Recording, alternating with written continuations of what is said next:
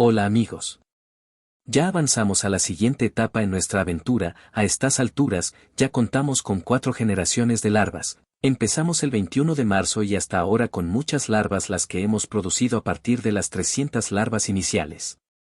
Hoy día presentamos un problema, como es lógico después de 4 meses nuestros tenebrios reproductores que iniciaron este ciclo productivo, ya prácticamente han desaparecido, así que para mantener una producción adecuada debemos reemplazarlos por escarabajos jóvenes nuevamente y que el ciclo no se detenga. En producción animal, existen varias técnicas de reemplazo. Puede hacerse un reemplazo total que consiste en la eliminación del lote productivo a determinada edad y reemplazarlo por uno nuevo, o parcial que consiste en ir adicionando individuos a un núcleo de forma periódica para evitar que la producción decaiga. En nuestro caso, para este tipo de producciones siempre elegiremos el parcial, ya que los escarabajos de tenebrios no son útiles hasta el día de su muerte y no existe beneficio alguno en retirarlo de forma forzada de la producción. Para entender esto, hagamos un repaso de lo que hemos logrado y luego explicaremos las distintas técnicas y la importancia de hacer los reemplazos. Aquí tenemos la primera caja de larvas del 21 de abril, podemos observar que hay gran cantidad de exuvias y que tenemos muchas larvas de buen tamaño y varias de ellas entrando en fase de prepupa. Podemos ver también en el sustrato que hay varias pupas, las cuales hemos ido extrayendo poco a poco desde hace más de un mes. Es lógico porque si vemos el ciclo de vida de tenebrio, la fase larvaria puede durar desde 8 a 12 semanas. Eso quiere decir que estamos en tiempos correctos a pesar de las bajas temperaturas. Debo recordar que esta caja ya debería haber desaparecido en una producción habitual. A estas alturas las larvas ya debieron haber sido separadas por tamaño para procesar las más grandes y las más pequeñas, adicionarlas a la caja siguiente. Pero en esta serie el objetivo es hacer el proceso completo para poder aprender cómo funciona el ciclo productivo del tenebrio, por eso mantendremos las cajas todo el tiempo que sea necesario. No es necesario que si están siguiendo el paso a paso ustedes lo hagan también. La diferencia con el trabajo de separación anterior es que si observan con detenimiento el sustrato ya cambió su apariencia normal, de ser pequeñas hojuelas ha pasado a tener una apariencia granulada como arena, pequeños gránulos. Este es el fras, las heces de los tenebrios, es el resultado de la alimentación. Ese sustrato ya lleva 4 meses en la caja y comenzamos a notar que es insuficiente. Entonces, para asegurar la alimentación de nuestras larvas, debemos adicionar sustrato, pero para hacerlo, primero debemos tamizar con un tamiz muy fino el sustrato, ya sabiendo que después de 4 meses en esa caja no hay larvas tan pequeñas que puedan pasar por el tamiz tan fino. Una vez hecho, volvemos a poner las larvas y el sustrato que aún sirve a su caja, y adicionamos una cantidad suficiente de sustrato nuevo para que sigan alimentándose hasta el final de su ciclo. En condiciones habituales, si detectamos que alguna caja se está quedando sin sustrato antes de los 3 meses, solo añadiremos sustrato a la caja para que sigan alimentándose las larvas hasta que llegue el momento de procesar esa caja.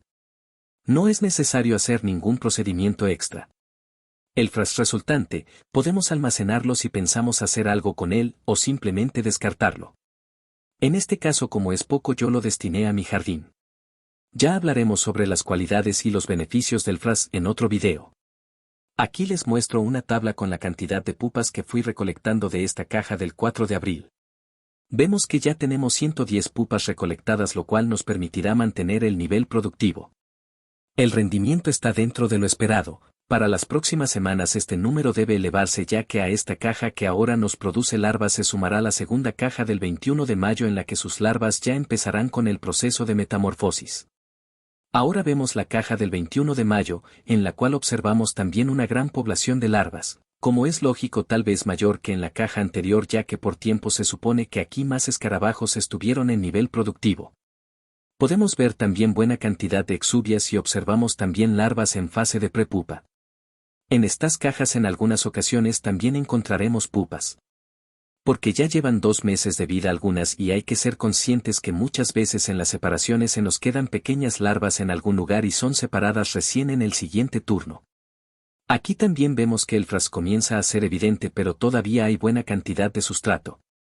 Se podrían también tamizar y separar las larvas más grandes, que en su mayoría son las de más edad, para pasarlas a la caja anterior, pero en verdad a estas alturas eso no importa mucho. Más adelante sí será una práctica necesaria para poder estandarizar nuestra producción y como parte del proceso de mejoramiento genético interno que debemos seguir. Podemos deducir que la etapa de mayor requerimiento de alimentación en nuestras larvas se da entre la 8ª y 12ª semana. Y es lógico porque es en esa etapa donde las larvas crecen de tamaño de forma evidente y tienen la necesidad de reunir nutrientes para entrar en la fase de pupa. En la caja del 21 de junio, no veremos mayores sorpresas, son larvas de un mes aproximadamente y están en crecimiento. Todavía tenemos buen número aunque al parecer menos que las anteriores y aquí solo nos queda esperar y mantenerlas en buenas condiciones hasta que crezcan. En las cajas donde el número de larvas es menor se recomienda juntarlas con otras cajas que tengan el mismo problema y de preferencia si tienen una edad similar. Ahora veamos la caja de reproductores, vemos que hay muchos escarabajos muertos y la cantidad de escarabajos vivos es poca, a pesar que ya unas cuantas pupas completaron su metamorfosis. En esta caja haremos nuevamente una separación. Repetiremos el mismo procedimiento que las veces anteriores.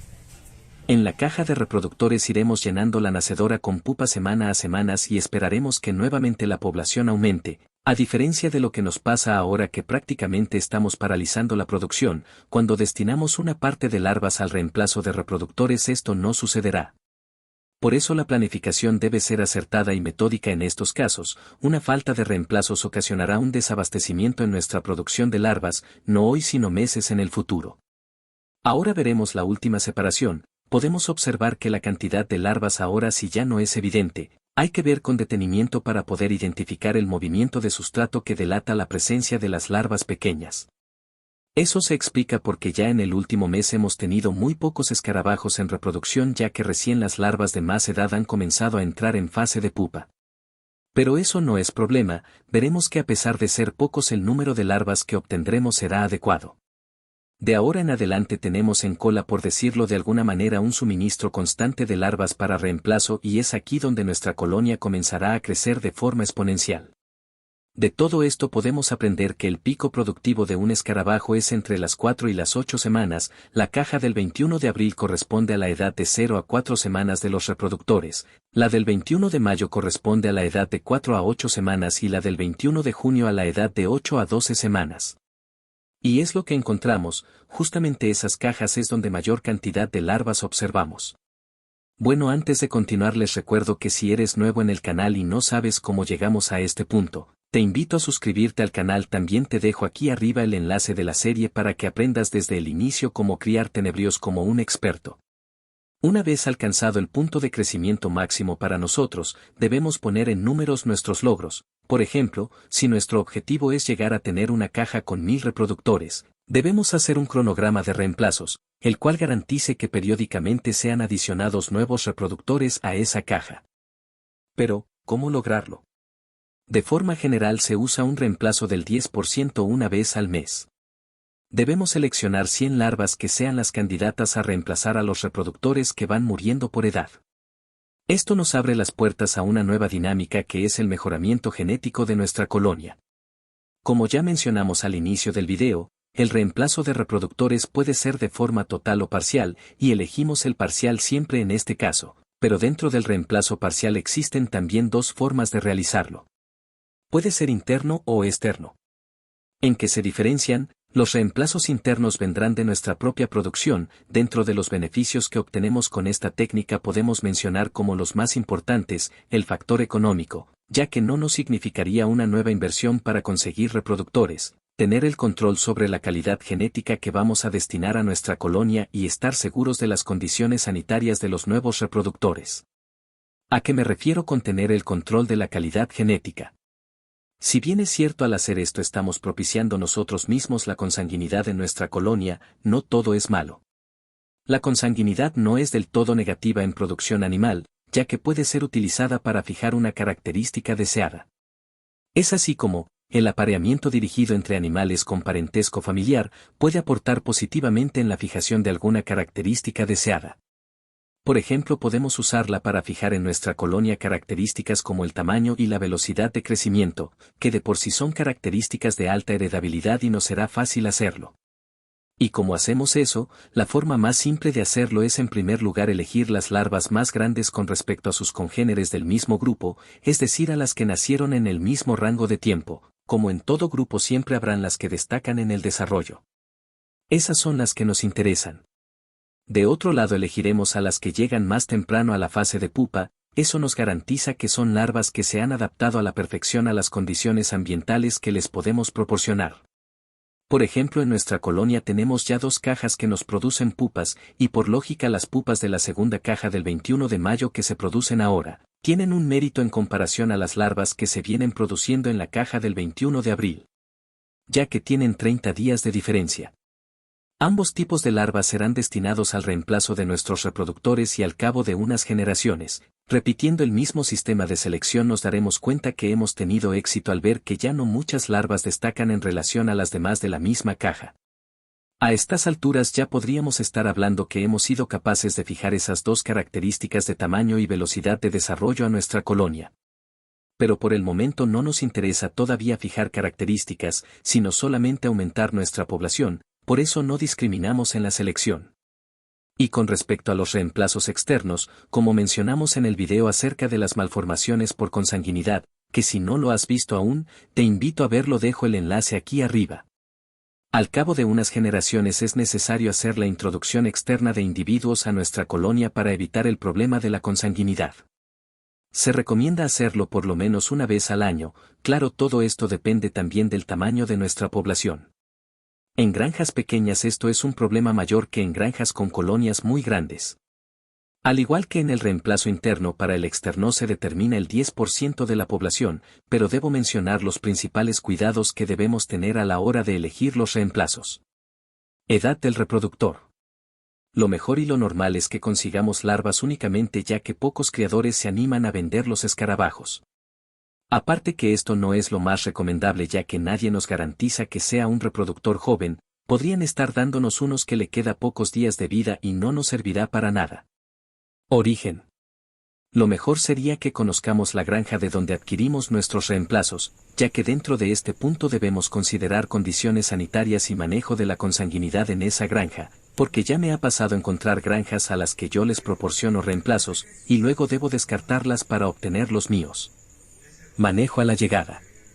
Este punto es muy importante a estas alturas, porque nuestra colonia ya está implementada, sabemos que sanitariamente estamos bien y si hay algún problema es nuestro problema y no necesitamos agregar ninguno más. Lo mejor en la llegada de las larvas destinadas a reemplazo es separarlas del sustrato en el que vienen y ponerlas en una caja separada con sustrato limpio para que ahí inicien el ciclo de la metamorfosis hasta escarabajos.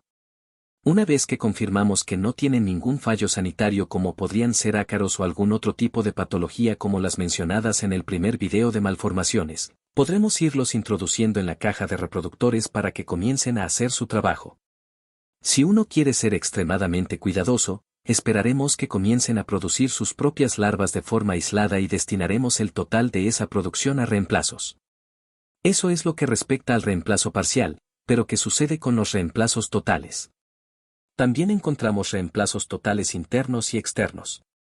En el caso de los reemplazos internos para este tipo de crianza no es que no se usan pero en determinadas ocasiones, especialmente en granjas con colonias grandes. Para ellos es muy complicado tener un control sobre la población individual de cada caja de reproductores, entonces lo que se hace es determinar los reemplazos por tiempos, lo explico rápidamente. A las 12 semanas de vida de los reproductores se procede a juntar las poblaciones de cajas porque se asume que la mortalidad ya ha sido alta y las poblaciones están mermadas, lo cual posibilita que 2 núcleos de cajas distintas se puedan adicionar. Por ejemplo, yo determino las cajas en pares e impares y al cabo de 12 semanas junto las pares con las impares y reduzco así mi número de cajas al 50%. Pero ahora tengo una población aceptable en esas cajas y el otro 50% están vacías.